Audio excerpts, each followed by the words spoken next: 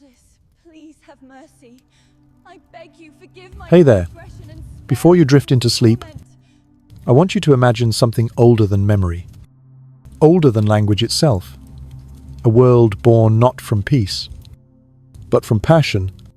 A world where love was a storm, beauty was a weapon, and gods walked among mortals like fire among leaves.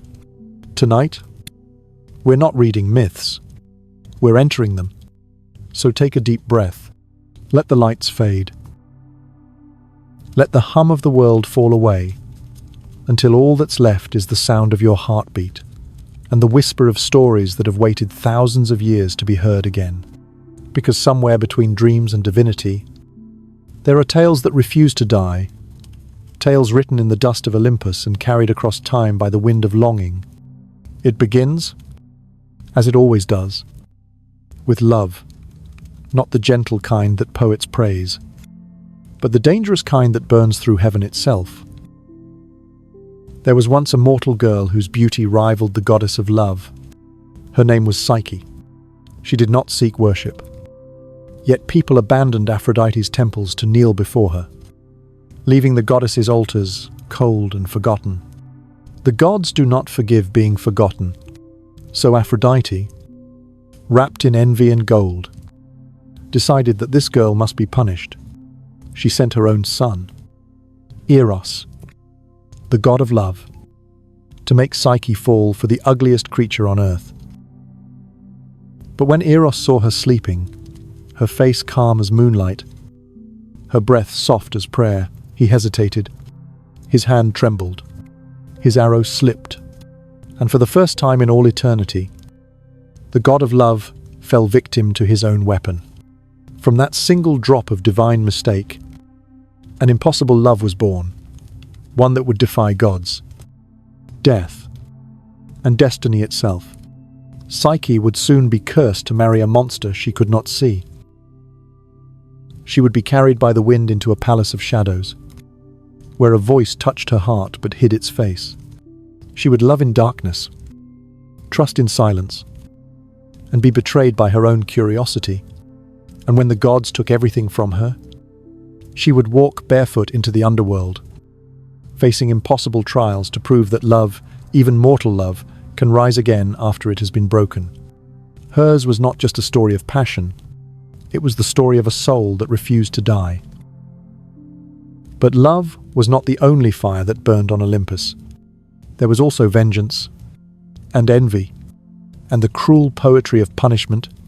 Far from Psyche's gentle heart lived another woman, one whose beauty would become a curse whispered through ages, Medusa.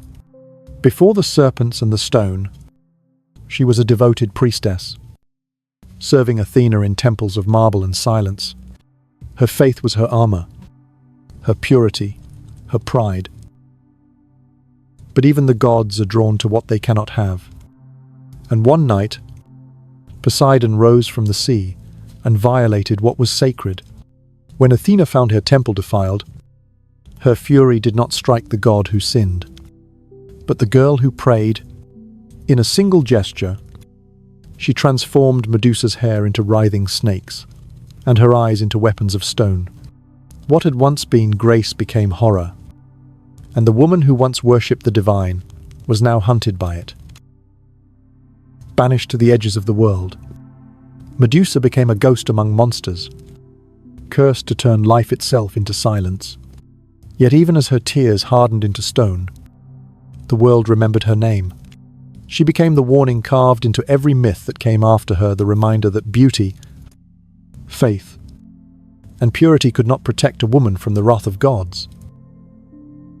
And though her story was buried beneath centuries of fear, there were always those who looked at her face and saw not a monster, but a reflection of everything the heavens refused to face.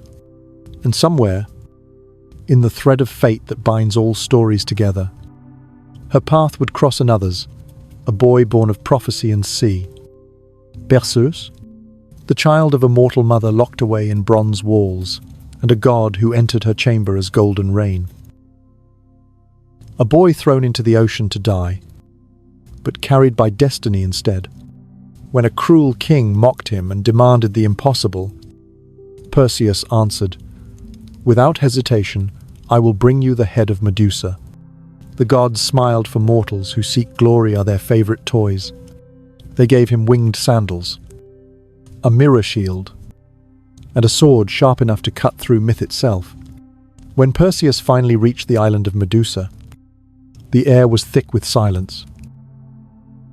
The bodies of those who had come before him lay frozen in eternal screams, and in the center of that stillness, he found her not a monster, not a roaring beast, but a woman asleep, her breath shallow, her serpents dreaming beside her. She looked almost peaceful, almost human, yet he lifted his sword. The gods watched, and he obeyed. The blade fell, and the curse ended, or so he thought. Because when her head was placed upon Athena's shield, her face became immortal again, her eyes still unblinking, her truth still unspoken. And that is how the world remembers her, not as a girl betrayed, but as a weapon, a face carved into shields, temples, and stories told by men who never asked what really happened in that temple long ago. Her silence became the sound of power, her sorrow became the shape of fear, and the gods, who had turned her into a symbol, never looked back. But the story itself never forgot. It lingered, breathing quietly beneath the marble, waiting for someone to ask the question that could awaken her once more: who was the real monster? These are not fairy tales. They are mirrors, each of them Psyche, Medusa. Perseus carries a reflection of us.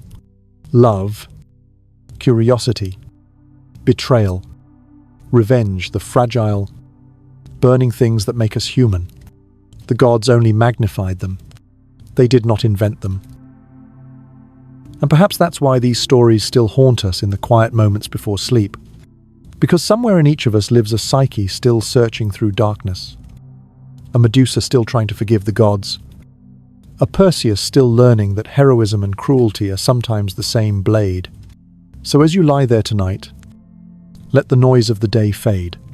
Let the shadows settle. And if you listen closely, beneath the hum of the night, you might hear them, the gods that dream in the dark. Their voices are soft now, but their stories still burn, waiting for you to remember. When the world forgets your prayers, when the gods turn their gaze elsewhere, sometimes beauty itself becomes a curse that cannot be escaped. Psyche never asked for adoration.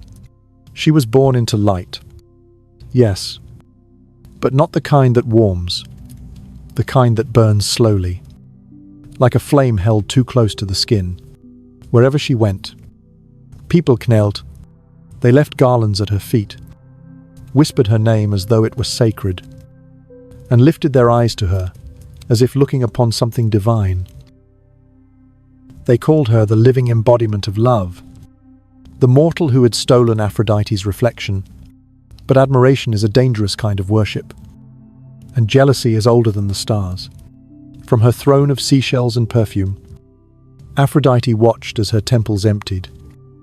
Her offerings grew stale, and her name was replaced by the soft sound of Psyche's. And envy, in the hands of a goddess, is never quiet. One evening, when the air over Olympus shimmered with sunset, Aphrodite summoned her son, Eros, the god whose arrows could wound even the heart of immortality itself. Her beauty that night was a weapon sharpened by fury. She commanded him to find the mortal girl, to pierce her with an arrow of obsession, and make her fall hopelessly in love with a creature so vile that even the shadows would recoil from it. She wanted Psyche broken, not dead. There are fates crueler than death, and Aphrodite knew every one of them. But when Eros descended into the mortal realm, boughs slung over his shoulder, and moonlight clinging to his wings, he found Psyche asleep, her face lit by the flicker of a dying candle. The sight stopped him. He had aimed his arrows at countless hearts, watched empires fall to the madness of love, but never had he felt the pull that now tightened around his own. Her breathing was calm, her features untouched by vanity or fear, and as he leaned closer, his hand trembled. The arrow slipped, its golden tip brushed his skin, and in that instant, the god of love became the victim of his own creation. From that moment forward, the world began to unravel around him. He could not tell his mother. He could not defy the fate he had just rewritten. So he did what only a god of paradox could do. He built her a prison of paradise. He whispered to Zephyr, the west wind, to lift Psyche from her home and carry her across the clouds to a hidden valley where the earth glowed softly and rivers sang her name.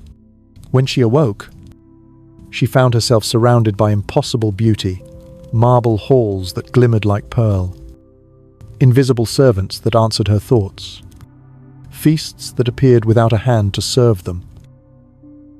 But every paradise has a rule, and hers was this. Her husband would come to her only at night, and she must never look upon his face. At first, she was afraid. The oracle had told her she would marry a monster, and she believed it. But when darkness fell, and the voice spoke low, kind, patient, something within her softened, he told her she was safe, that she was loved, that no harm would come to her if she trusted him. And night after night, he returned.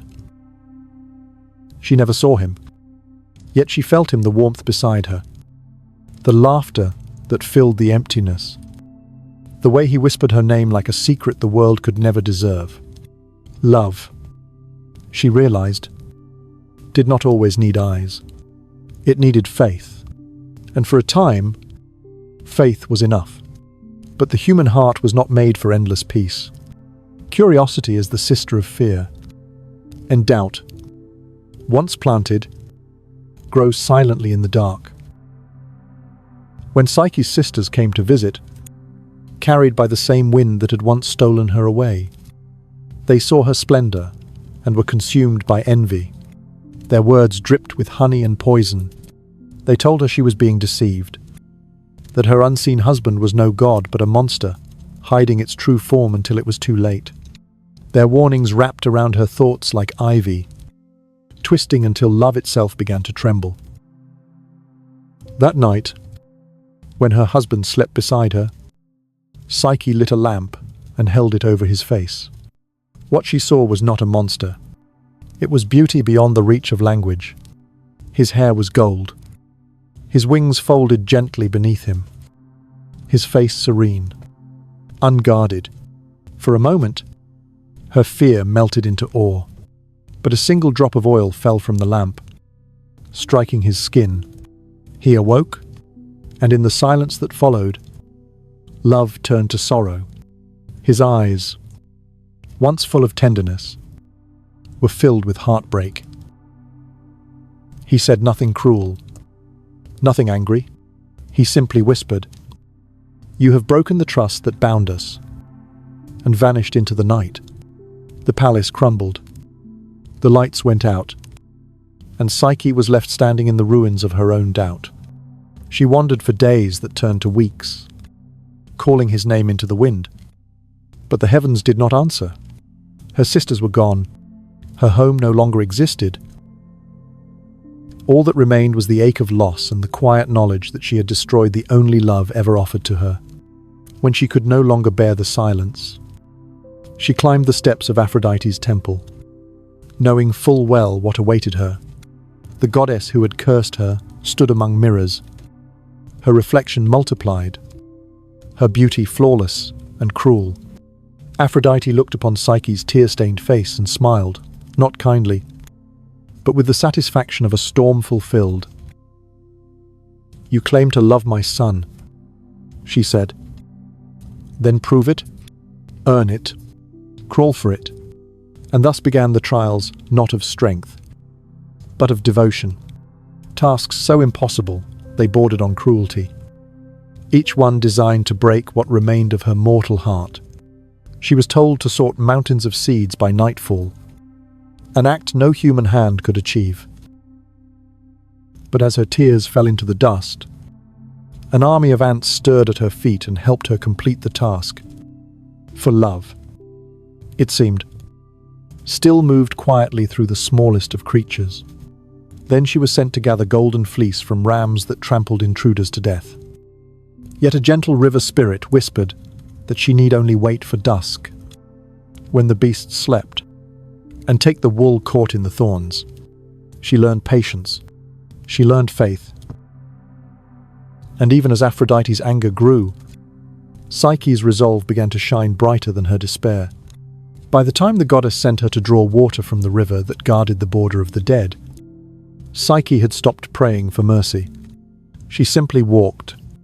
When she reached the cliff and saw the river's black surface swirling with the cries of lost souls, she did not weep.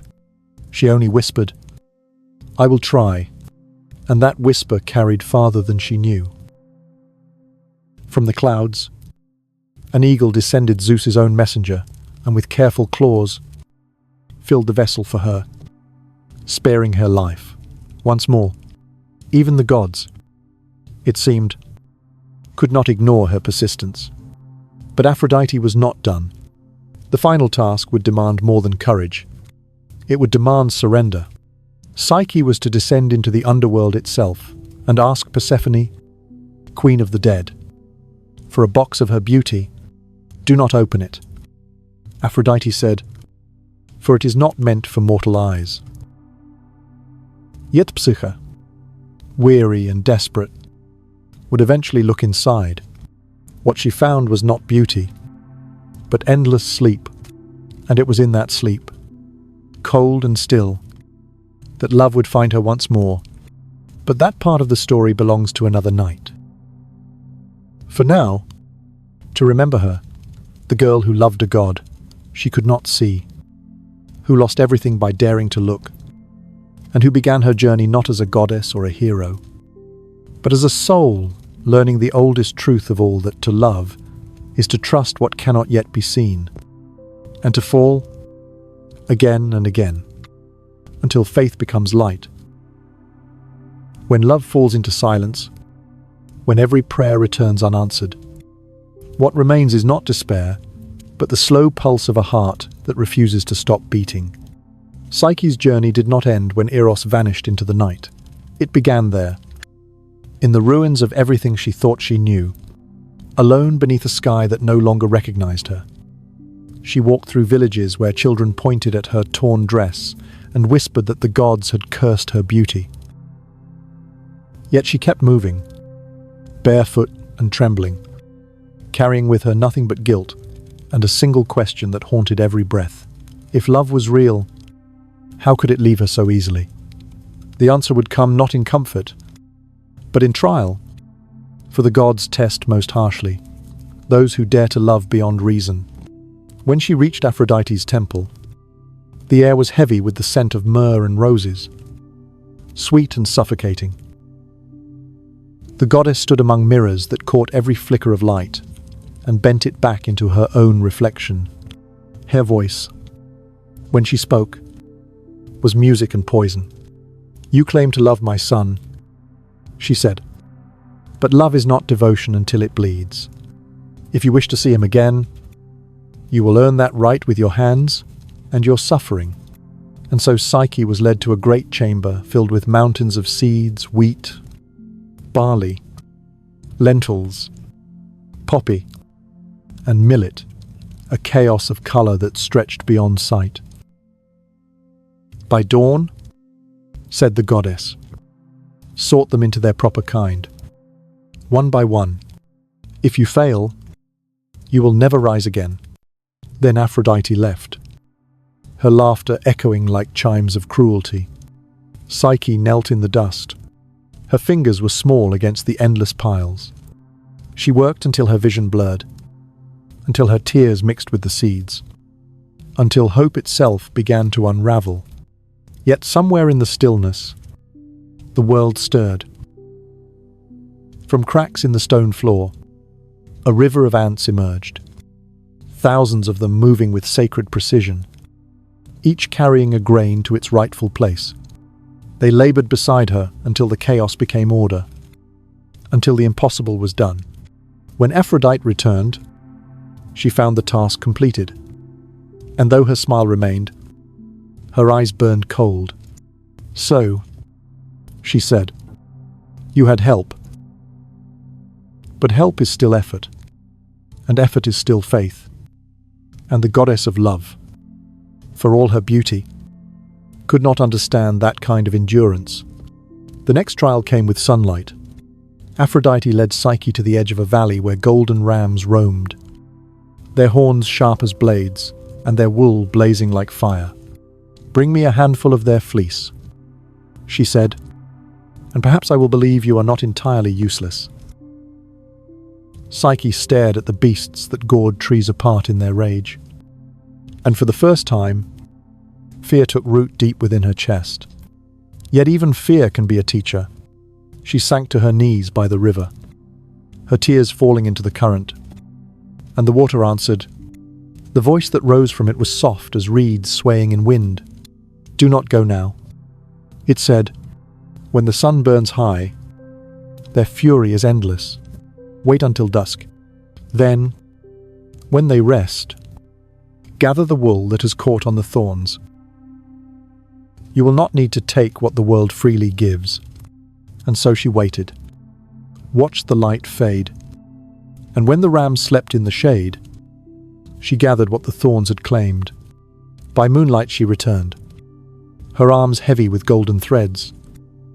Aphrodite's smile tightened, for every act of obedience seemed to shine brighter than punishment itself. The third task came with cruelty disguised as grace. "If you are so determined," the goddess said, "fetch me water from the river that borders the underworld, the river Styx. It is black, sacred, and alive with curses. Even the gods dare not touch it, but perhaps a foolish mortal might try." Psyche bowed her head and began the climb to the mountains where the Styx carved its path through rock and shadow. When she reached the summit, the air was sharp, full of voices that did not belong to the living. She saw the river below not flowing, but writhing, coiling like a serpent. Winged creatures screamed above it, guardians of death, their claws dripping with the remnants of trespassers. Psyche looked down at her reflection in the cursed water and felt the weight of every mistake she had ever made. She was nothing but a mortal girl who had once believed love was simple. Yet she still whispered, "I will try." The wind changed. A shadow crossed the sky, vast and golden. It was an eagle, the messenger of Zeus. Eyes bright as lightning, wings carved from sunlight. Without a word, it took the vessel from Psyche's trembling hands, descended into the storm, and filled it with the black shimmering water that mortals could not touch. When it returned, it placed the jar in her palms and vanished into clouds. The river roared below, but Psyche stood still, her heart steady for the first time. She realized then that she was not alone. The world itself seemed to rise to meet her every time she chose to continue. Yet Aphrodite's envy is a hunger that never ends. When Psyche returned, drenched in dust and sweat, the goddess did not praise her. She merely looked away, as though the sight of resilience disgusted her. "You endure," she said, "but endurance is not worth much without obedience. I have one more task for you. My little mortal." Her voice softened, but it was the softness of silk over a blade. "Go to the realm of Hades, find Persephone, queen of the dead, and bring me a box filled with her beauty. Do not open it, for its contents are not meant for you." It was a command that no mortal had ever survived. To walk into the underworld was to abandon the sun forever. But Psyche no longer trembled. She gathered 2 coins to pay Charon, the ferryman of souls, and 2 barley cakes to soothe Cerberus, the 3-headed hound that guarded the gates. Then she found the cave that led downward, a mouth of earth where light went to die. Each step deeper drained the warmth from her blood. Yet she did not stop. The air grew heavy with silence, and the faint scent of lilies wilted long ago.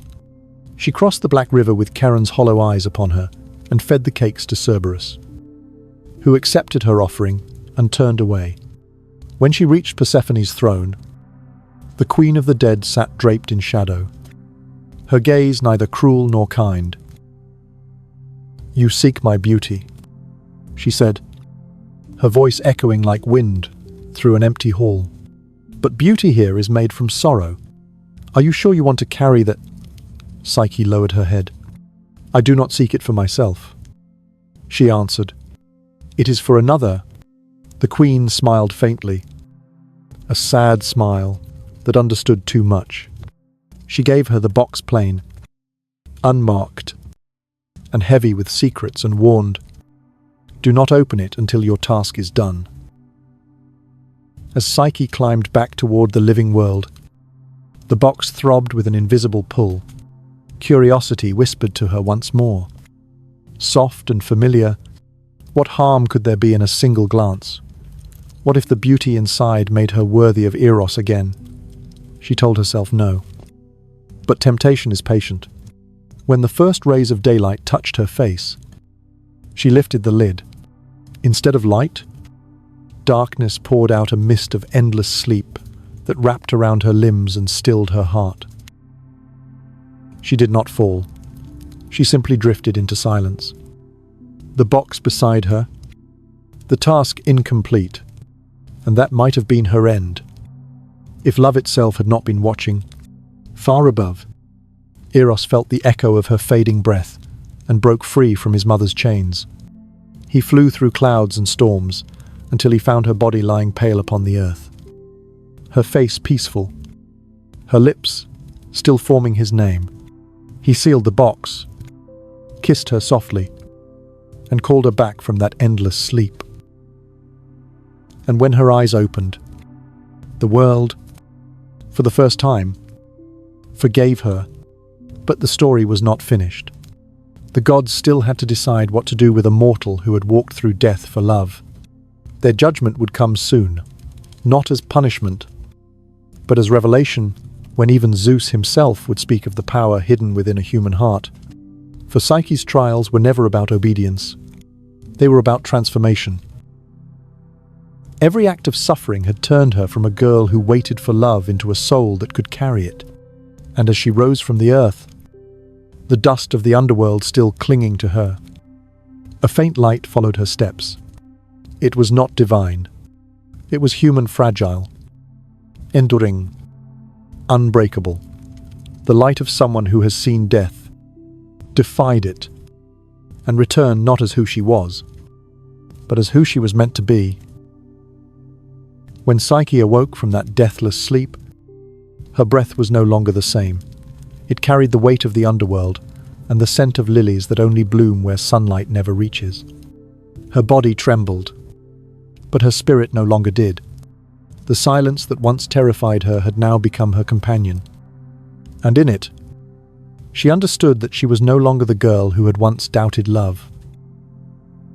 She had crossed the darkness, touched death, and come back with something no god could ever steal from her: the quiet knowledge that love, real love, survives even where the divine refuses to tread. Eros stood above her, his wings trembling with guilt and relief. The god who once hid behind shadows now knelt before the mortal who had walked through them. "You were never meant to suffer," he whispered, and Psyche smiled faintly.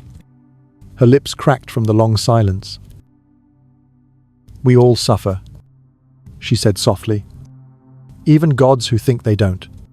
And for the first time, he understood what it meant to love something mortal, something that could bleed, something that could end, something that made eternity feel small. But the heavens do not easily forgive disobedience, and love between god and mortal was a crime as old as time itself. Aphrodite's wrath did not fade when her son defied her.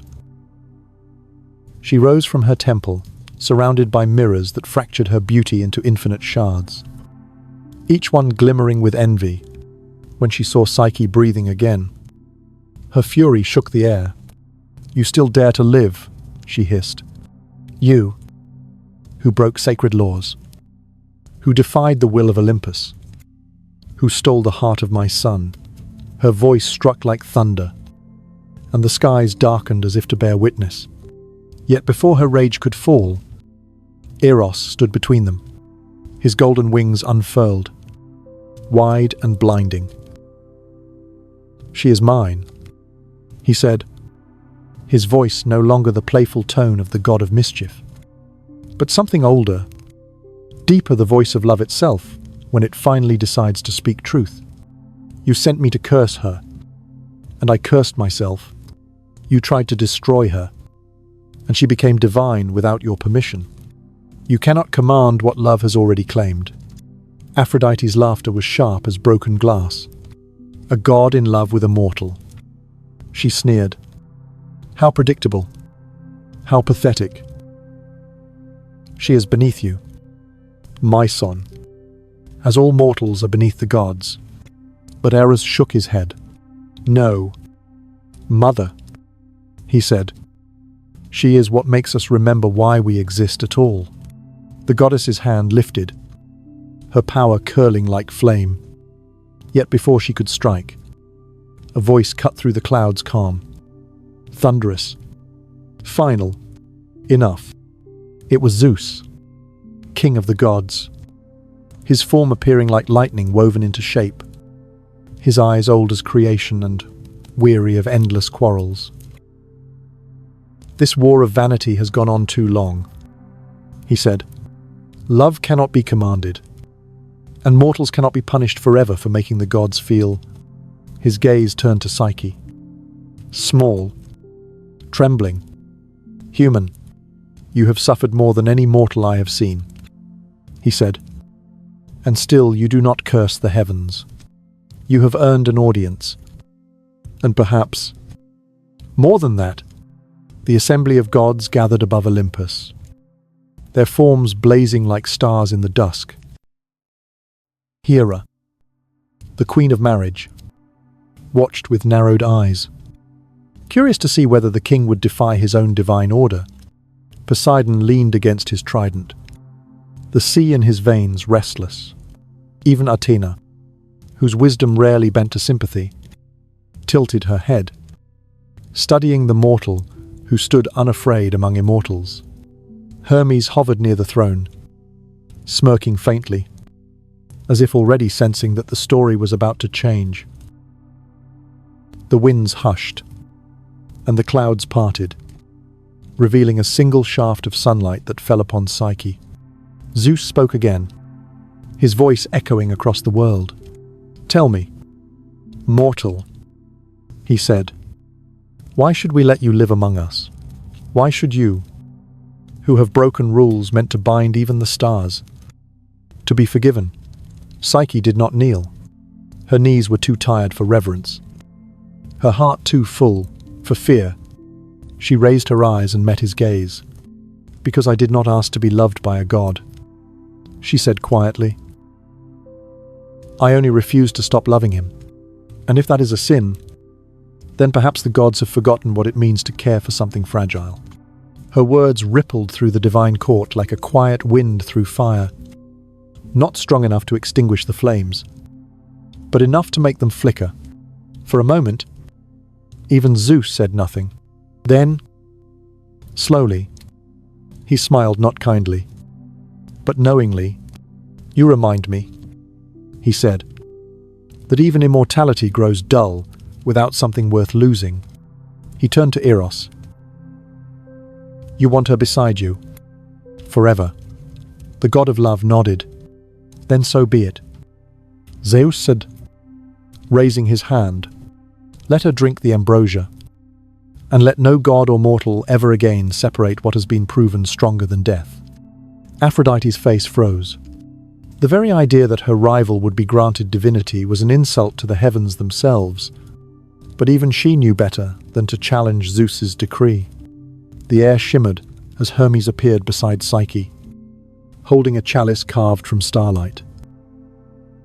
Inside it swirled the liquid essence of eternity ambrosia, the food of the gods, the drink that turned mortal blood into divine fire.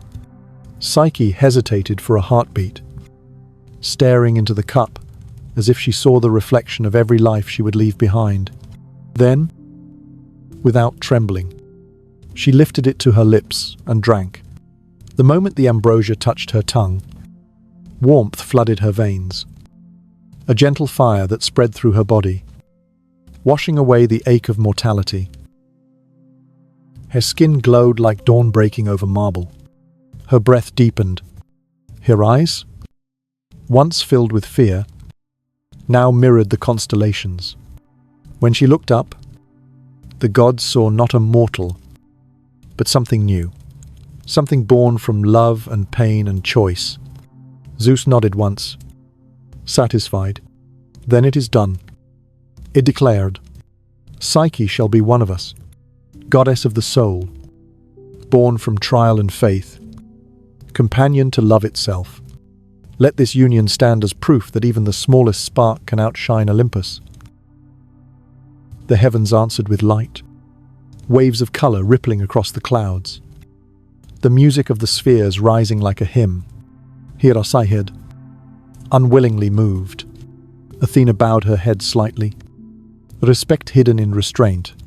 Even Poseidon, who had long since grown tired of divine drama, smiled faintly into the sea below.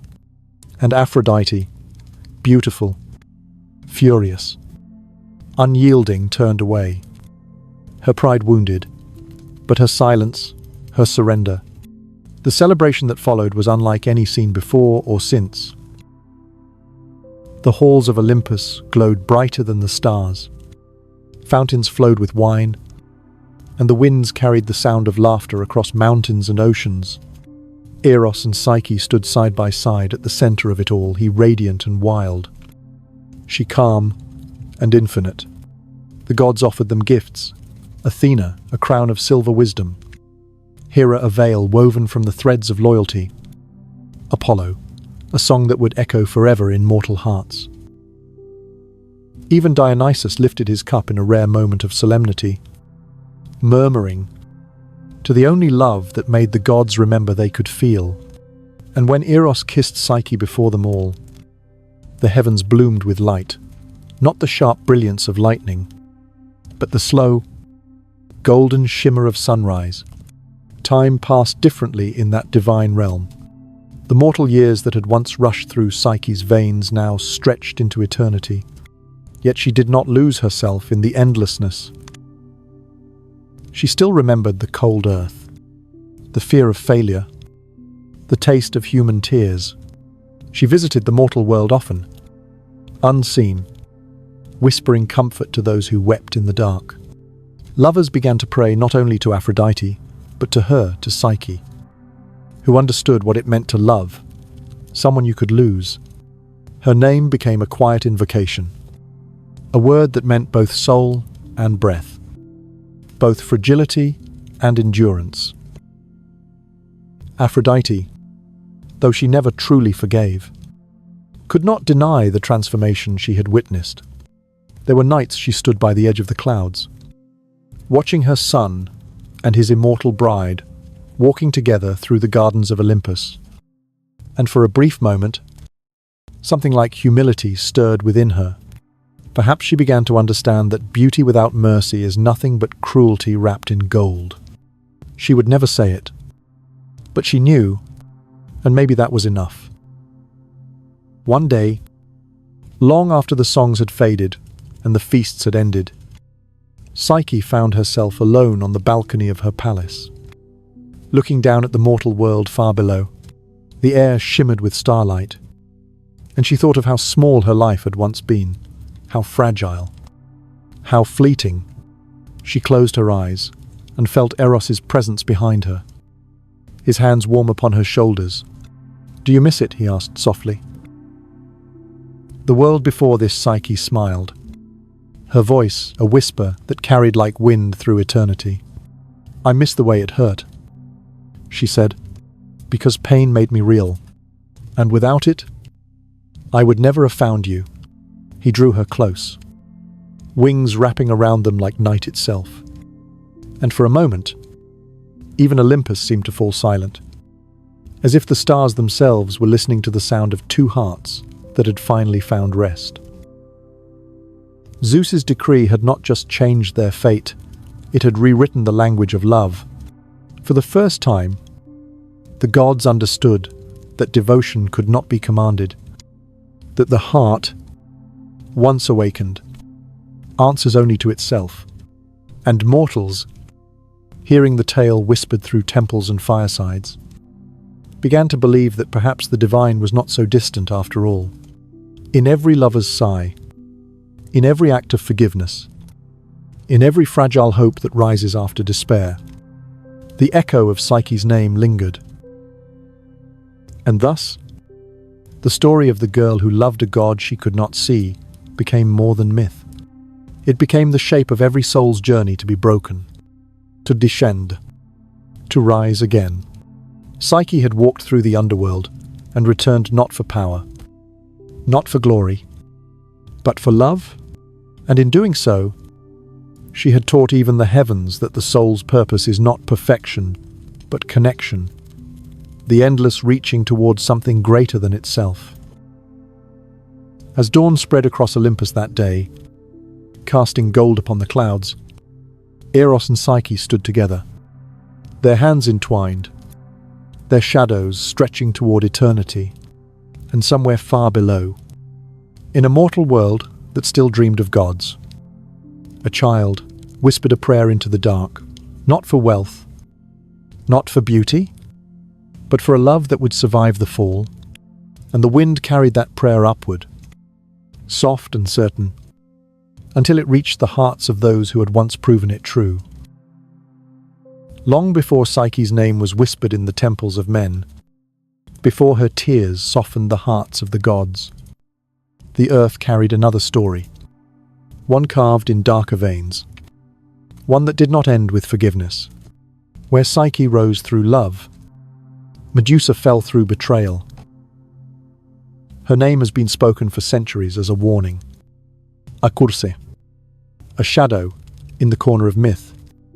But once, long ago, she was simply a woman, not a monster, not a symbol, just a quiet soul who sought the light of divinity and found instead its cruelty.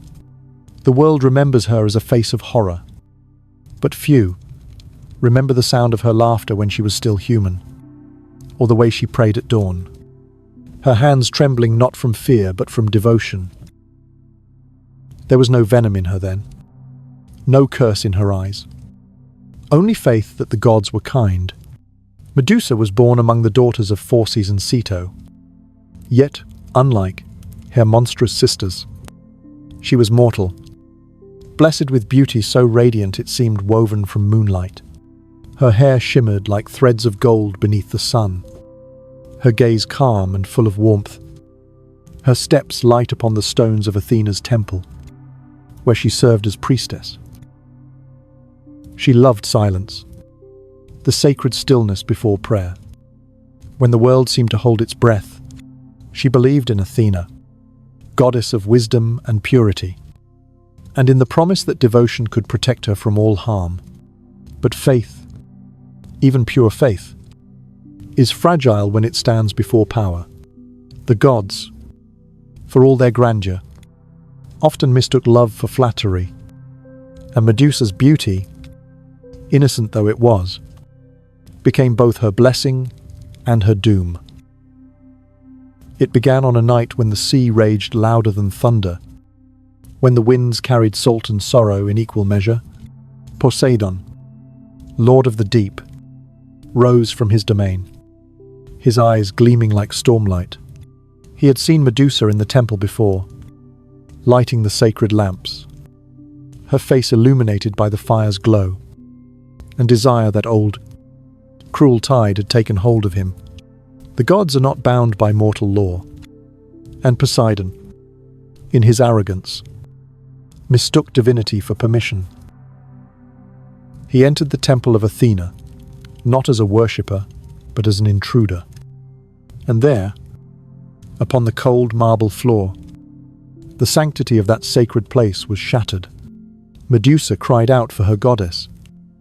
But the heavens were silent. The sea roared, indifferent. And when it was done, she lay among broken offerings, her prayers unanswered. When Athena returned, the scent of salt and desecration filled the air. The goddess's eyes fell upon her priestess trembling, defiled, yet still reaching toward the altar as if to beg forgiveness. But the gods have never been kind to those who remind them of their failures.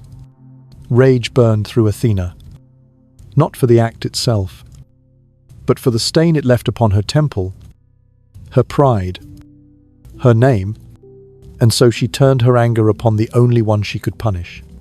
She reached out, her hand cold as marble, and touched Medusa's hair. The golden strands hissed, twisted, and split into living serpents. Her skin paled to stone. Her eyes glowed with a power no mortal could bear. "You wish to be untouched," Athena said.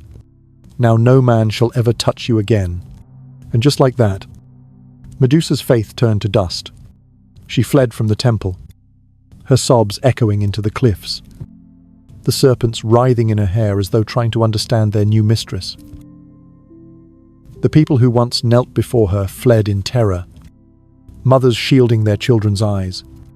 Every reflection she glimpsed in water, in brass, in polished stone turned her stomach, for it was no longer her own. Even her shadow seemed foreign. She wandered until she reached the edge of the world, a barren land where the sea clawed at jagged rocks and the stars dared not look down. There she made a home.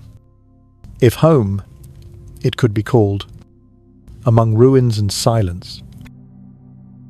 Days bled into nights, and nights into lifetimes. The curse that was meant to protect her became a weapon against all who came near. Hunters sent by kings, heroes driven by pride, and thieves hoping for glory. All met the same end, frozen mid-breath, their final expressions carved into eternity. Medusa did not kill them out of malice. She did not even wish to live among them. But survival is its own form of cruelty, and each time she watched another body turn to stone, she felt the distance between herself and the world grow deeper. She spoke to no one but the wind and the serpents, who hissed softly like lullabies. Over time, she began to believe that perhaps Athena had not cursed her, but freed her from the lies of beauty, from the vulnerability of flesh, from the illusions of mercy. Yet even in that solitude, pain lingered like smoke that refused to fade. The world changed without her. Empires rose and fell. Rivers shifted their course. New temples were built upon the ruins of old faiths. But her island remained the same, a place forgotten by time, surrounded by statues that had once been men. Some said she guarded treasure. Others claimed she was the treasure, the final challenge of every hero who sought immortality in song. And eventually, word reached the ears of one such man, a prince named Perseus, son of Danae and Zeus, born from golden rain, destined for greatness. He was young, proud, reckless, the kind of soul who believed that courage alone could tame fate. When a cruel king mocked him, demanding proof of his bravery, Perseus, without thinking, spoke the words that sealed his destiny. "I will bring you the head of Medusa." The gods, ever eager to watch the theatre of mortals, decided to lend him aid. Hermes gave him winged sandals. Athena offered her polished shield, and Hades himself sent a helm that could make him invisible. They called it favor, but in truth, it was curiosity, the divine fascination with how far a mortal could go before he broke. So Perseus set forth across the sea, guided by whispers and winds, until he reached the island where the cursed one slept. The waves fell silent as his feet touched the shore. He moved through the forest of statues, men frozen in their final moments, faces twisted in fear or awe, until he found her. Medusa lay upon the cold ground, her serpents coiled loosely, her breath slow and soft. The moonlight traced the curve of her face. And for a moment, Perseus saw not a monster, but a woman weary, beautiful in her stillness, burdened by the cruelty of the gods. He lifted the mirrored shield that Athena had given him, for he knew to meet her eyes was death. Step by step, he drew near, his heart pounding in his throat, his sword gleaming in the pale light. Somewhere, the serpent stirred, sensing danger. But Medusa did not wake. Perhaps she dreamed. Perhaps she knew and did not care. When the blade fell, it was swift, a single motion, clean and merciless. Her eyes opened one last time, reflecting not hatred but peace. The earth shuddered as her blood spilled, dark and shimmering. From it, two forms emerged, Pegasus, the winged horse, and Chrysaor, the warrior with a golden sword, children of Poseidon and Medusa, born at the moment of her death. They rose into the sky, free of their mother's curse, and the island grew still. Perseus took the head, still dripping, his eyes closed, and placed it in his satchel. When he turned to leave, the statues seemed to watch him, silent witnesses to another story of power and ruin. The gods rejoiced at his triumph, but they did not mourn what was lost. They never do. They saw only the glory of the hero, never the tragedy of the slain. And so, Medusa became legend, her face carved into shields, her name invoked to ward off evil. Athena herself took the severed head and fixed it upon her armor, turning the curse she had created into a weapon. Each time her enemies fell to stone, the goddess smiled, and perhaps, in the deepest chambers of her heart, she felt the faint sting of memory, the echo of a temple long ago, and the cry of a girl who had once prayed to her for protection. But the world remembers differently. To some, Medusa is a monster. To others, she is a symbol, the voice of every woman silenced, every soul punished for surviving what should never have been endured. Her story is not of rage but of transformation, a mortal forced to wear divinity's punishment and in doing so, becoming untouchable. And though her eyes were said to turn all who looked upon her to stone, perhaps what truly petrified them was the reflection of their own cruelty. Now, when the wind howls across forgotten shores, and the sea hisses against the rocks, it is said her serpents still stir, whispering, not curses, but truth. That power is never pure, that beauty is never safe, that even gods, in all their immortality, fear what they cannot destroy a soul that has already lost everything. And so, her legend endures, woven not from worship, but from warning. The Queen of Stone, once a girl of faith, now a ghost of justice. Her story is not about death, it is about the cost of surviving it. When Perseus left the island of Medusa, the air was heavy with silence, the kind that comes only after the world has witnessed something that should never have happened. The waves that had once sung against the rocks now moved in reverent stillness, and even the wind refused to speak. He stood for a long time on that desolate shore, the weight of his victory pressing on his shoulders like armor he could not remove. In the satchel at his side, the head of Medusa rested in uneasy slumber, its eyes closed beneath folds of fabric, its power still alive, still humming softly like thunder buried beneath stone. He had done what no man before him had done.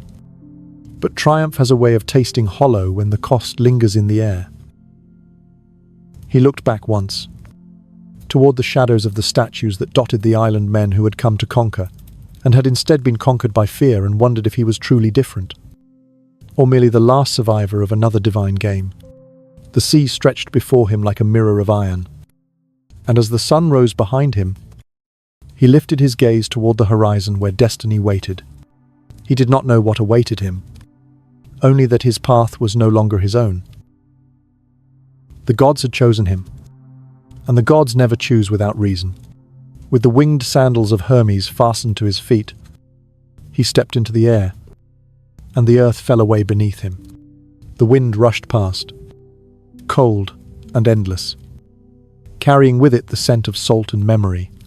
Far below, the island grew smaller until it was nothing but a scar on the ocean's surface. He felt the thrill of flight, the illusion of freedom, but deep within his chest burned the uneasy thought that perhaps heroes were never free. They were simply the instruments of stories too large for them to refuse. As he flew north, clouds gathered around him, their edges glowing with the first light of day. The gods watched from above, unseen but present, their voices weaving faintly through the wind, like echoes of forgotten laughter. Athena's gaze followed him, proud yet distant, her hand resting upon the shield that still bore Medusa's likeness. Hermes darted between clouds, whispering guidance when storms rose, his mischief tempered by affection for the mortal who dared so much. Even Zeus, high upon his throne, watched in silence, the flicker of recognition in his eyes. For Perseus was not just a mortal boy, he was the echo of divinity made flesh, the living proof that the blood of gods and men could mix and produce something that terrified both. He flew for days that blurred into nights, until at last he saw the outline of a distant coast, a jagged spine of mountains rising from the sea, their peaks glinting like blades. As he descended, he heard a sound unlike any he had known before, a cry that was neither wind nor wave, but human. Desperate, carried by the sea's unending rhythm. He followed it, heart-pounding, until he saw her, a girl chained to a rock, her arms bound, her gown torn by the storm. The waves crashed at her feet, and from the depths rose a monstrous shape, scales glimmering in the water like broken stars. This was no myth to her, it was death made visible. Perseus hovered above the sea, the sandals beating against the wind, and in that moment, he felt again the strange pulse of fate, the same silent command that had led him to Medusa. The girl's name was Andromeda, daughter of Cassiopeia, whose vanity had angered the gods. Her mother had boasted that her beauty surpassed that of the Nereids, sea nymphs, beloved of Poseidon. And so the god of the ocean had sent his fury upon her kingdom in the form of a beast. To save her people, Andromeda had been offered as sacrifice, chained to the cliffs for the monster to claim. When Perseus saw her, terror and defiance burned together in her eyes. Not the helpless fear of a victim, but the fierce, resigned strength of someone who had already made peace with her fate. He knew that look, he had seen it once before, on the face of a sleeping woman whose curse he had ended. He descended, the wind roaring around him, and landed upon the rocks. The sea monster rose higher, its maw wide, its scales cutting the water like knives. Andromeda turned toward him, disbelief mingling with despair. "Go," she cried, her voice breaking through the storm. "You cannot save me." But Perseus only drew the sword, that Hermes had given him the blade forged to end gods and monsters alike, and stood his ground. "Then let the gods see that a man tried," he said. The creature lunged, the sea exploding in white foam, and with one swift motion, Perseus reached into his satchel. He turned his face away and lifted the head of Medusa high. For an instant, time seemed to stop. The monster froze mid-roar, its eyes widening, its body hardening from within. A shimmer spread across its scales. turning them from wet darkness to pale stone.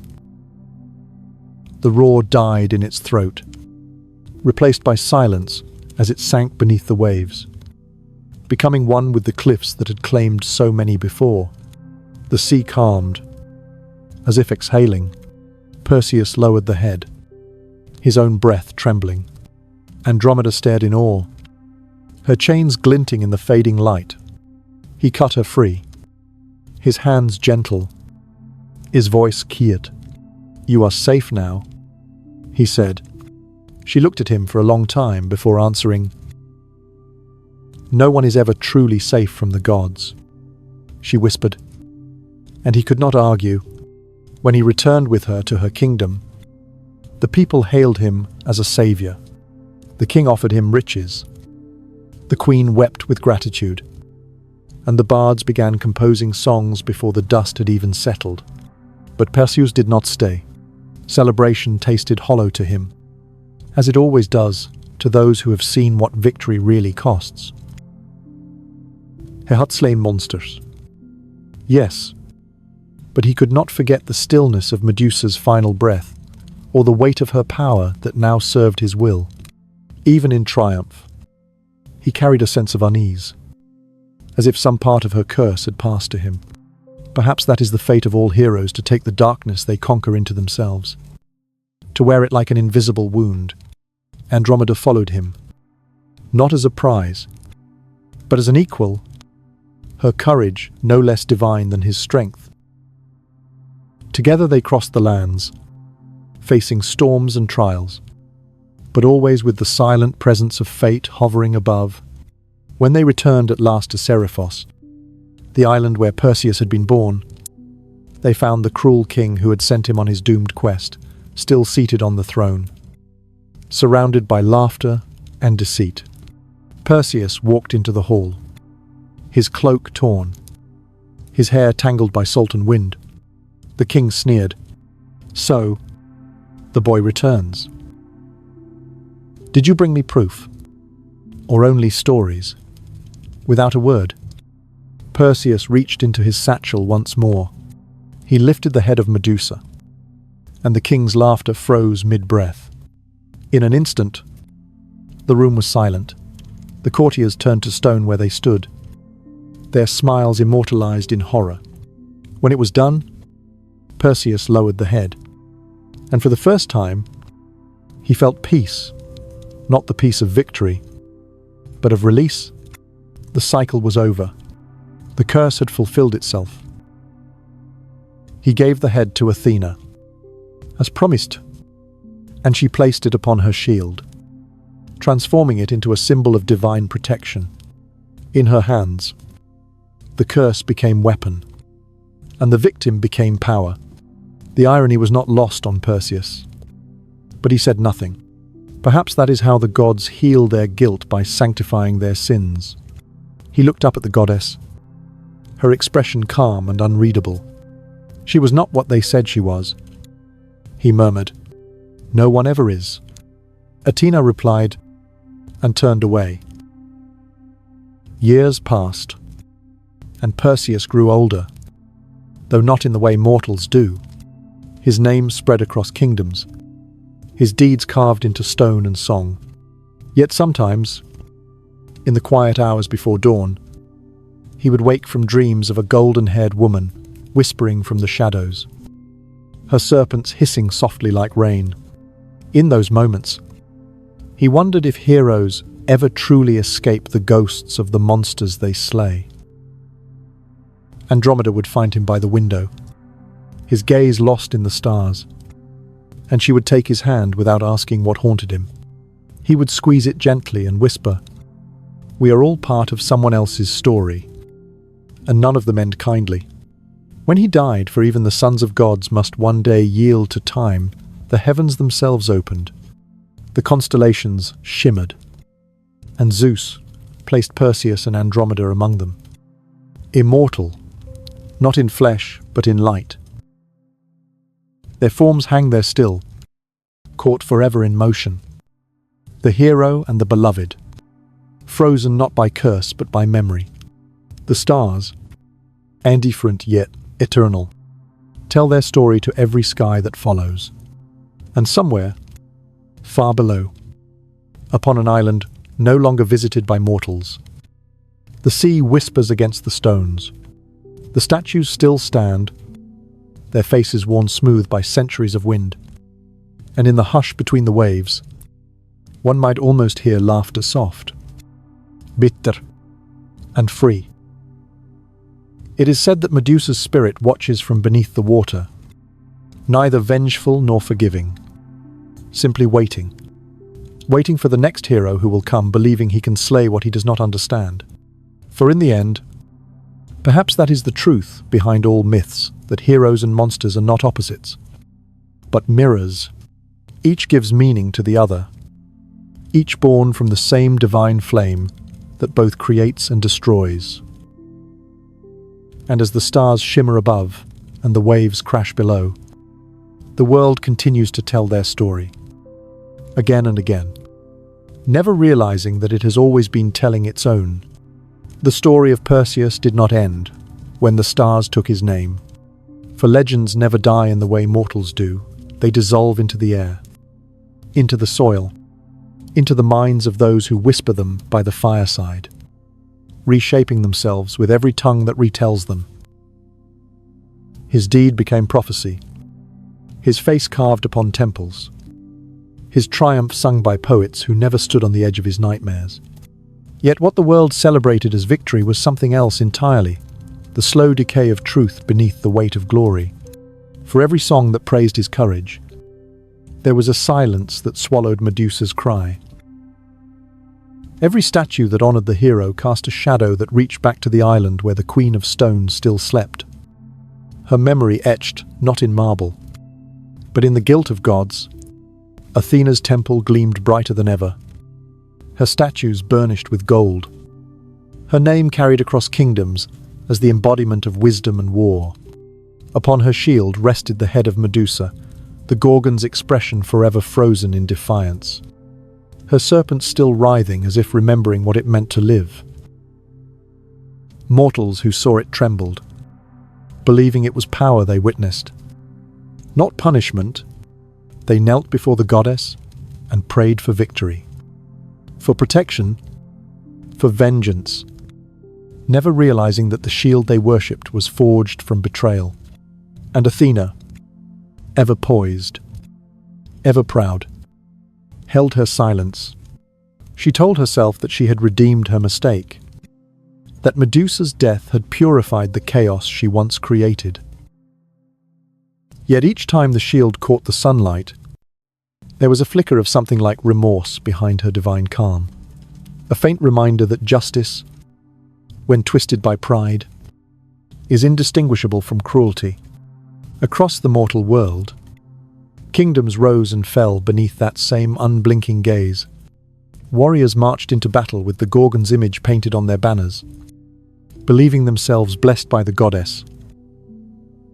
They held their shields high and swore that no evil could touch them, for the monster's eyes were now on their side.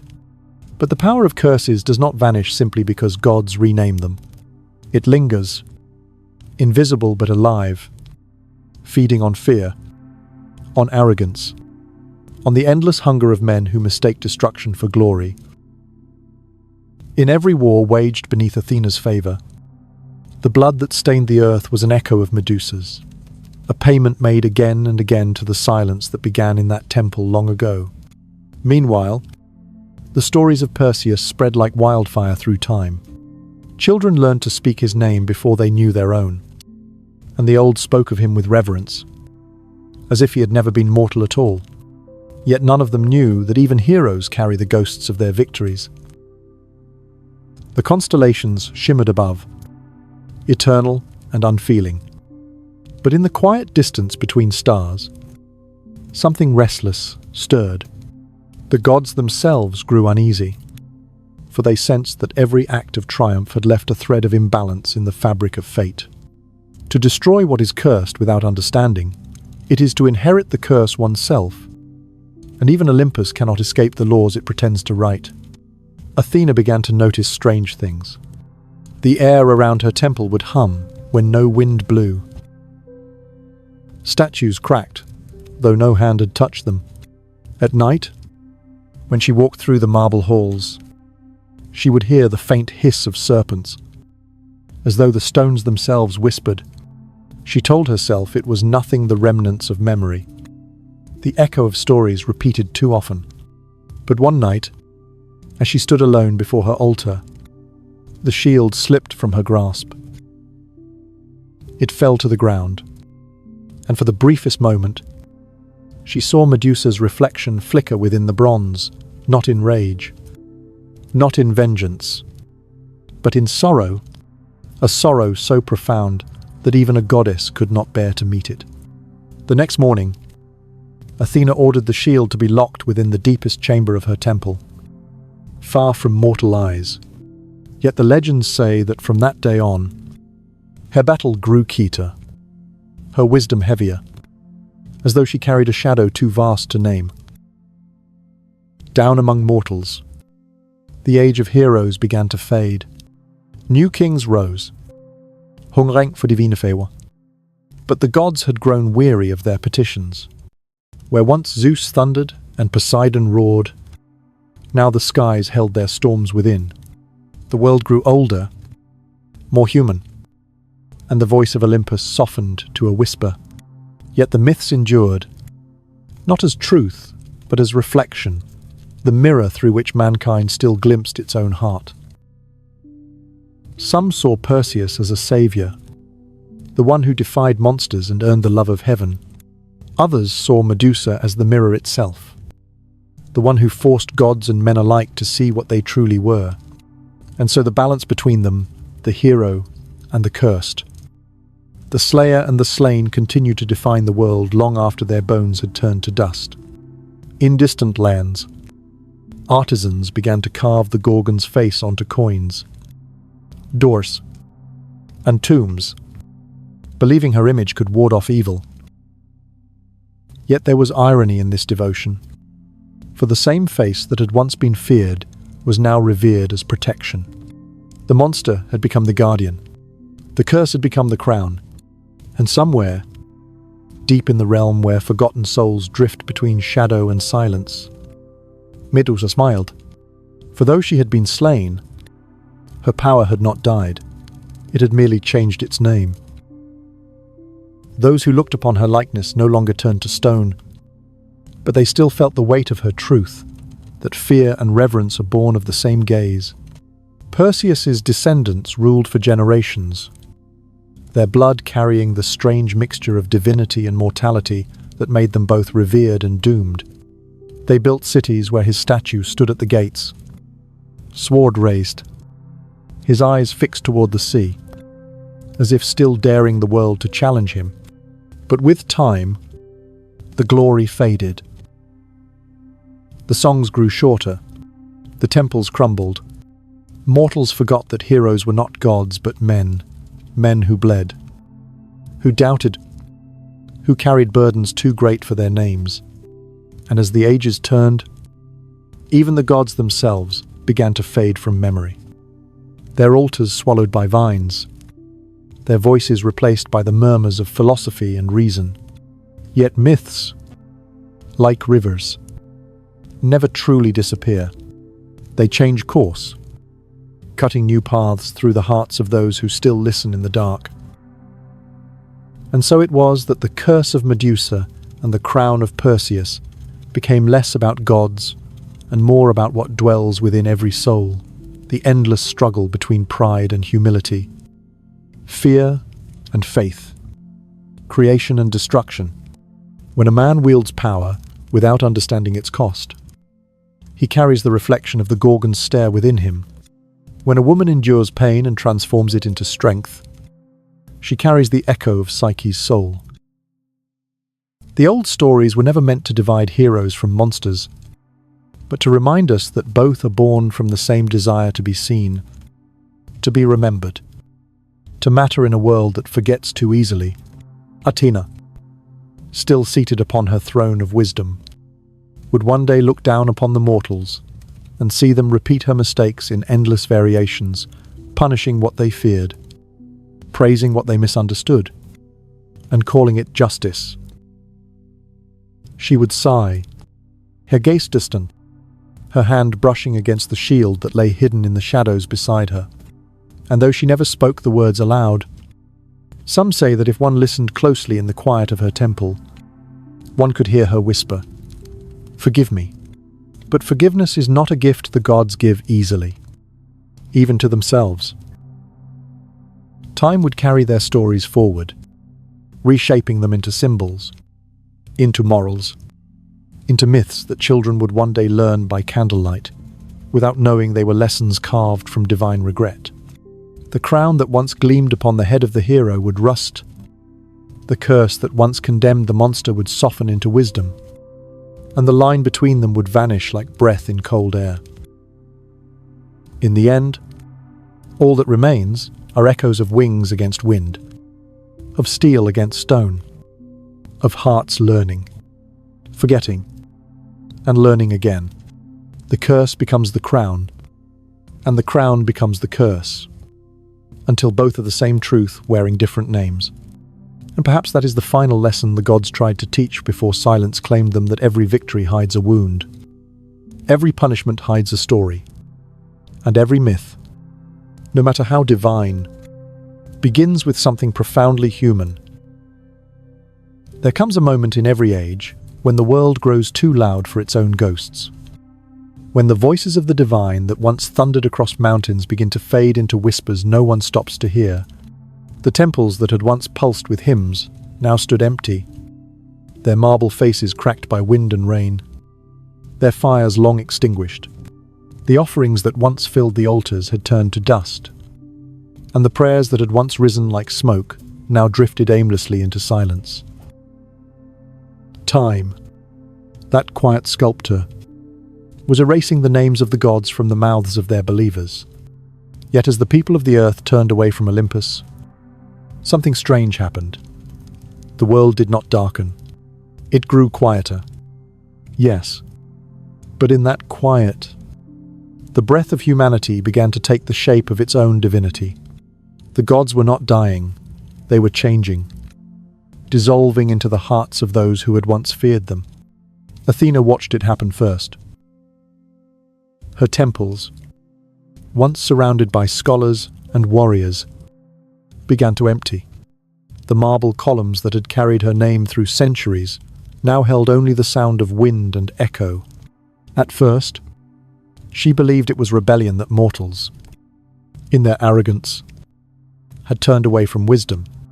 But the longer she listened, the more she realized it was not defiance that silenced their prayers, but weariness. They had grown tired of gods who demanded worship, but offered riddles in return. They no longer needed lightning or prophecy, they needed mercy. And mercy was a language few immortals ever learned to speak. She sat upon her throne of clouds, the shield with Medusa's face resting at her feet, and for the first time in eternity, she felt the slow ache of irrelevance. The wisdom of ages could not save her from the truth that the world no longer looked upward for answers. It had begun to look inward. Far below, the sea churned restlessly, for Poseidon too could feel the withdrawal of faith. The fisherman who once whispered his name before setting sail now muttered only to the wind, their superstitions fading with each new generation. He sent storms in his frustration, hoping the mortals would remember. But when the waves calmed, they simply rebuilt their ships and continued. He had once thought fear was devotion. Now he saw that it was nothing but a chain, and when the chain broke, there was no one left to hold it. His palace beneath the waves glittered with pearls and loneliness, and his rage turned inward, sinking into quiet despair. Even the ocean seemed to pity him, its tides rising and falling, like the breathing of a creature that had outlived its keeper. Zeus, high above all, saw the unraveling with both pride and regret. For ages he had ruled through power thunder, law, and fire, believing that authority itself was a kind of love. Yet as the stars dimmed and his temples fell to ruin, he began to sense the faintest echo of freedom in the hearts of mortals. They no longer begged for his favor. They began to shape their own fates. Empires rose without divine blessing. Cities flourished without divine wrath. For the first time, humankind stood without leaning on Olympus. And in that fragile independence lay something beautiful, something that made even the god of gods feel small. He turned his gaze toward the earth and whispered to Hera, "Perhaps this was always their destiny, to become what we could not." And Hera, who had known both power and pain, simply nodded. For she too could see that divinity was not fading, merely being rewritten. Among the fading pantheon, there were some who did not mourn. Hermes, the trickster, the messenger, the wanderer, had always loved change. He saw in humanity the same restless spirit that had always defined him. As temple crumbled, he walked among markets and city streets, unseen yet smiling, carrying stories instead of prayers. He whispered into the ears of poets, thieves, and lovers, teaching them that words could travel faster than wings, that faith could hide inside laughter, that truth could live in stories even when gods could not. In every tale that began with "once upon a time," his spirit lingered, turning myth into memory, and memory into art. Perhaps he understood better than any of his kin that forgetting is not the same as erasing, that when mortals stop worshipping gods, they begin to become them. Yet even as Olympus dimmed, not all remnants of the divine disappeared. Some were carried forward like embers hidden in the folds of human hearts. Aphrodite's reflection survived not in temples but in every act of love, every glance that burned too long, every heartbeat that ached for what it could not have. The goddess of beauty, who had once bathed in the adoration of the world, now lived in secret in the tremor of hands before a first kiss, in the tears shed after love's loss. Her throne became the human heart itself, and though no one spoke her name, her presence was everywhere. The world no longer worshipped her, it lived her. And Psyche, the soul made immortal through trial, watched from beyond the veil. Her story carried through the ages, not as scripture but as symbol. Artists painted her, poets dreamed of her, lovers invoked her without knowing. Her name became a word for the very essence of being Psyche, the soul. Though mortals no longer remembered the face of the goddess she had become, they still carried her in language, in the breath between thought and emotion, in every human attempt to find meaning beyond flesh. She had become what no god could ever truly be, part of the very fabric of humanity. As for Medusa, her vengeance came not in storms or blood, but in endurance. Her image outlived the glory of heroes, outlasted the altars of gods. Once a symbol of fear, she became a symbol of resistance. Her face carved into walls and armor, not as a curse but as protection. In time, her story changed. The monster became the martyr. The victim became the mirror. And mortals began to see in her tragedy a reflection of their own strength. Every woman wronged by power, every voice silenced by cruelty, found her spirit in the coils of Medusa's hair. The gods had once punished her for being seen. Humanity now honored her for surviving it. Her myth, stripped of divinity, became truth, and truth, once spoken, cannot be undone. And so the world turned. The golden age of Olympus gave way to the age of men, and the fires of faith were replaced by the light of reason. Yet even as philosophers wrote, and scientists measured, the old myths lingered like perfume after the flame has gone out. They whispered through art, through dream, through the gentle tremor that lives between wonder and fear. The gods had not vanished. They had retreated into the invisible, the poetry of existence, the ache of beauty, the longing for meaning. In the quiet between stars, they watched and waited. not as rulers but as memories that refused to die. There were nights when the wind still carried the sound of them faint, distant, like the hum of an old song. The shepherd on the hill might pause, hearing a voice he could not name. The child might dream of wings and marble halls. The artist, alone at his work, might feel a hand guiding his brush and wonder whose it was. In those moments, the line between divine and mortal thinned, and for a breath, the old world lived again. But it was no longer a world of worship. It was a world of connection, the understanding that divinity had never been separate from the human heart. And so, as centuries folded into one another and the names of gods became myths, and myths became metaphors, and metaphors became silence, the last echo of Olympus faded into the same breath that fills us all.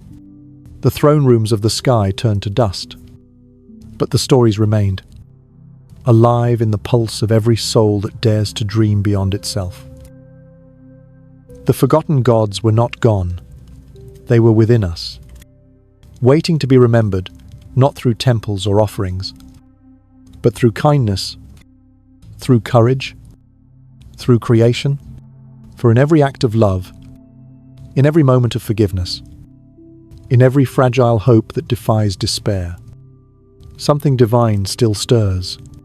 And perhaps that is how eternity survives, not in the heavens above, but in the hearts below, where faith no longer needs a name, and where every heartbeat is both a prayer and an answer.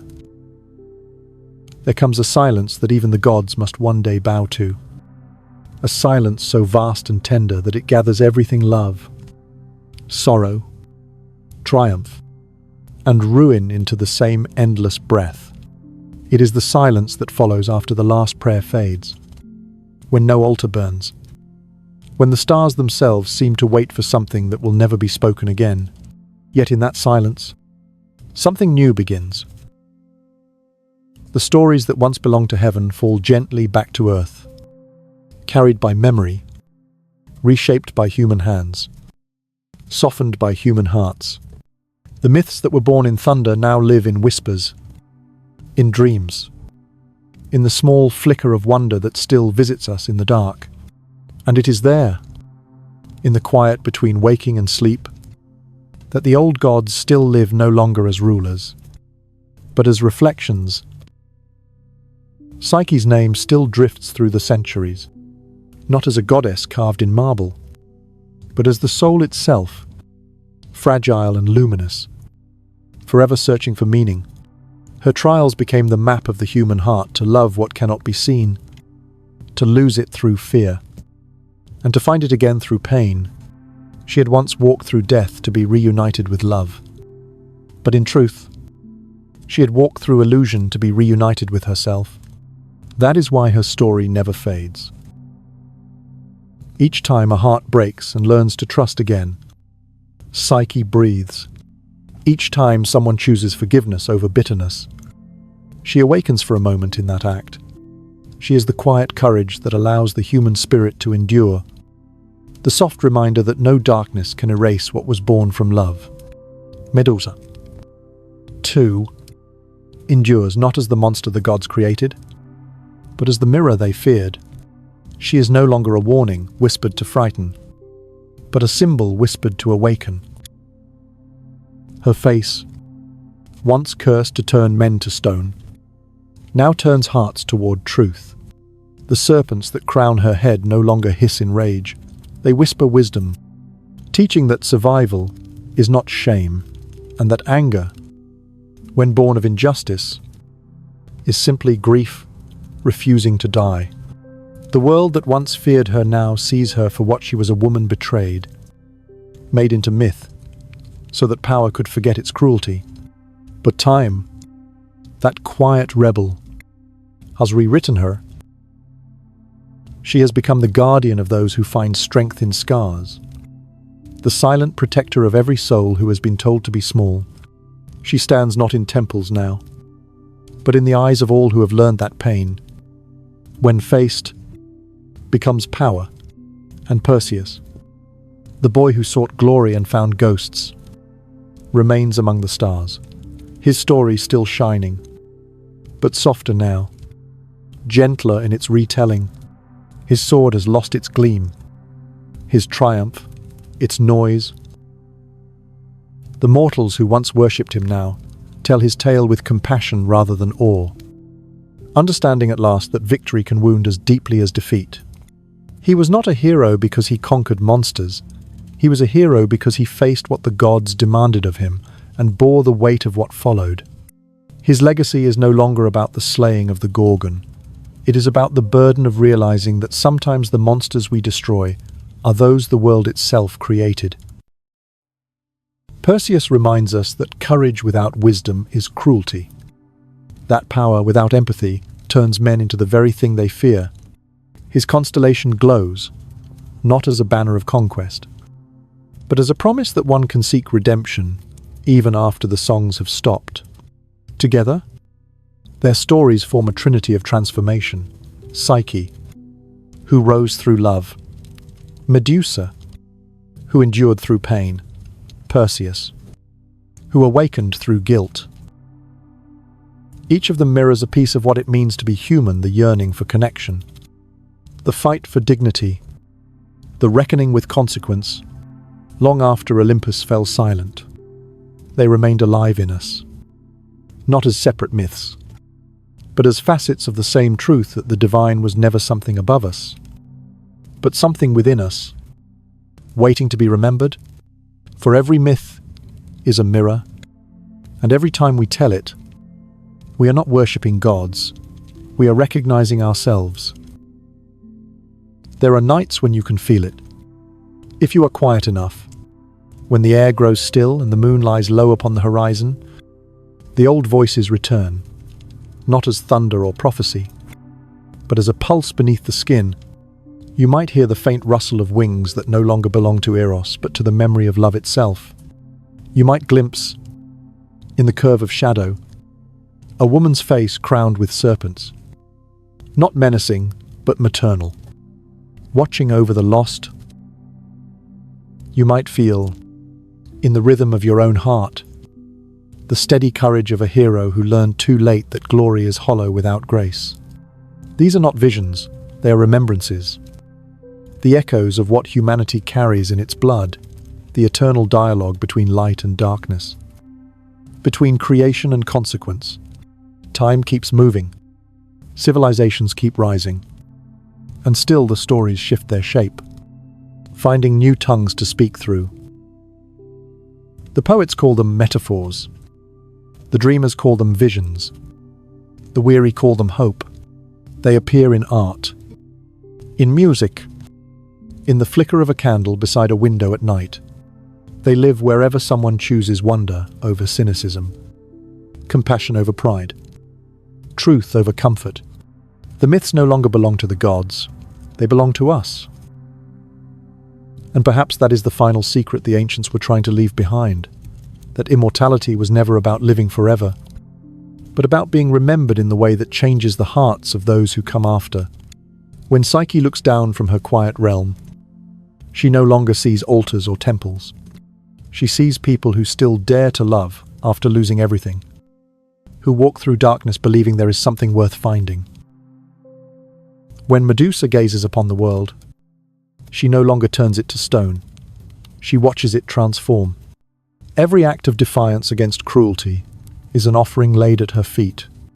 And when Perseus looks upon the generations that came after him, he sees that his sword is no longer needed. The monsters of the world are not slain by steel, but by understanding. The reflection that once haunted him has become the wisdom that redeems him.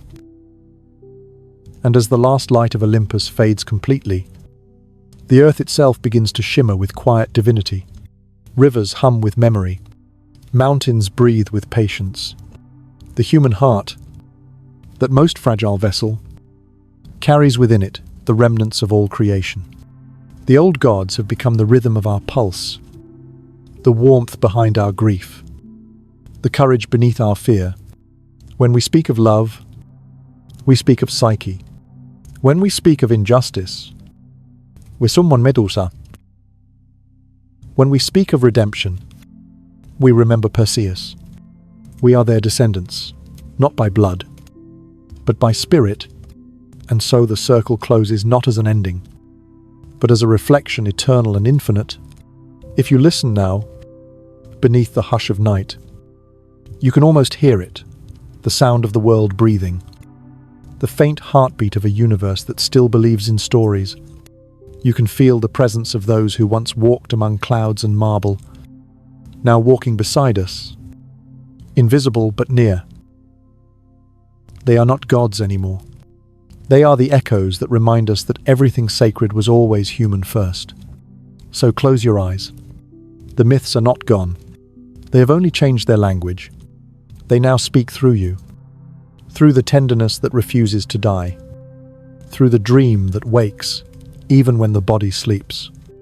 Every heartbeat is a hymn, every tear a river of remembrance, every act of love a creation story retold. The gods are gone, yes, but in truth, they were never gods at all. They were reflections of us, waiting for the day we would finally see ourselves clearly enough to realize that we have been divine all along. And that is how eternity continues, not in temples of stone or heavens of gold, but in the quiet pulse of those who remember that to be human is to be infinite. So now, as the night folds itself around you, and the echoes of the old gods fade into the hush of your room, let the last of these stories settle somewhere deep inside. They were never only about marble halls or thrones of cloud. They were about you, about every fragile heartbeat that has ever dared to keep loving after being broken, about every silent soul that has ever walked through its own darkness and found the light still waiting at the end. Psyche's courage, Medusa's endurance, Perseus' reckoning, they live in you now. Not as myth, but as memory. Breathe slowly. Feel the weight of the day loosen its hold.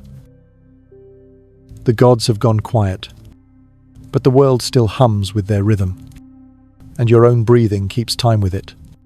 Every exhale is the sea returning to shore. Every inhale is the sky remembering the dawn. You are made of both. Let go of thought. Let the heart do the remembering, for even if the heavens forget their names, even if the temples crumble and the songs fall silent, love, truth, and the endless reaching of the human spirit will always rise again. That is the promise hidden in every myth, that what was divine was never lost. It was only waiting for you to close your eyes and listen. And now, as the stars drift quietly overhead, may their light find you. May the wind carry these stories away into your dreams. May you rest, knowing that you are part of something timeless, the living breath of all that was, all that is, and all that will be. Good night, traveler. Sleep gently beneath the gaze of eternity. The gods are resting now, and so should you.